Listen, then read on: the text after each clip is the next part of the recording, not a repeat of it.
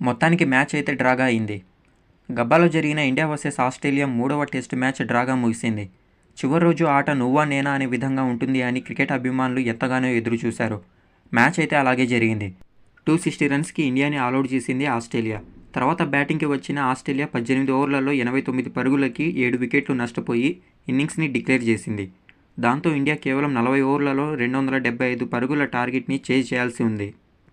బ్యాటింగ్కి వచ్చిన భారత్ ఓపెనర్లు ఇద్దరూ 2 ఓవర్లలో 8 పరుగులు చేశారు. తర్వాత బ్యాడ్ లైట్ కారణంగా అంపైర్లు మ్యాచ్ని ఆపేసి డ్రాగా డిక్లేర్ చేశారు. ఒకవేళ బ్యాడ్ లైట్ కనుక లేకుండా మ్యాచ్ పూర్తిగా జరిగి ఉంటే మాత్రం భారత్ గెలిచే అవకాశం ఉండేది. ఎందుకంటే పోయినసారి బార్డర్ గవాస్కర్ ట్రోఫీలో ఇదే గబ్బా స్టేడియంలో ఇలాంటి సిచ్యువేషన్లోనే భారత్ ఘన విజయం సాధించింది. సో దీని గురించి మీరేమనుకుంటున్నారో కింద కామెంట్ చేయండి. నెక్స్ట్ డిసెంబర్ 26వ తేదీన మెల్బర్న్లో జరిగే బాక్సింగ్ డే టెస్ట్ మ్యాచ్లో ఇండియా గట్టి కంబ్యాక్ ఇవ్వాలని మనమందరం కోరుకుందాం. ఈ ఇన్ఫర్మేషన్ కనుక మీకు నచ్చినట్లయితే లైక్ చేయండి అండ్ ఇలాంటి మరిన్ని వీడియోస్ కోసం సబ్స్క్రైబ్ చేసుకోండి. Thank you for watching.